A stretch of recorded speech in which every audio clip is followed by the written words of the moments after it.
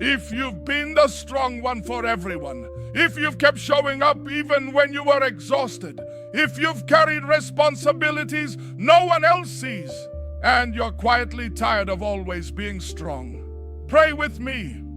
Father, blow a fresh wind upon us. Where we are tired, strengthen us. Where we are confused, guide us. Where we are afraid, restore courage. We shall not be consumed. We shall not be erased. We shall live and not die. Reset our hearts and our minds. Renew us for what's to come. We will survive this season because God has stepped in. In Jesus' name we pray. Amen. My brother, my sister, this is your moment now. Bring your prayers before God just as you are. Whatever is heavy on your heart, place it before the Lord. If there is pain you have carried in silence, speak to God now. If your concern is your health, your family, or your finances, talk to Him. If you need deliverance, protection, or direction, this is the time. As these melodies play softly, do not listen casually. Pray from your heart. Use your own words. Cry if you need to cry. Speak if you need to speak. God is listening, and He understands even what you cannot explain. This is not about the loudness of your voice, but the sincerity of your heart. So wherever you are right now, lift your heart to God and begin to pray.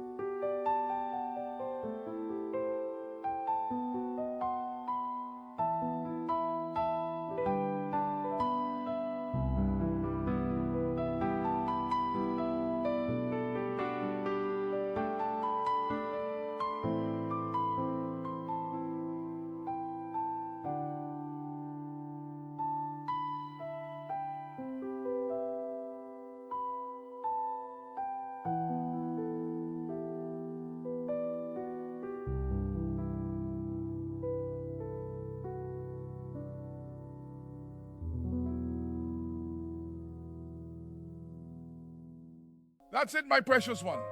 The Lord is with you. You are not alone. Do not fear what lies ahead. Grace will meet you there. Amen. If this prayer blessed you, please like the video so more people can find it. Subscribing supports this channel and helps us keep sharing prayers during the week. You can also share this with someone who may need it today. Thank you.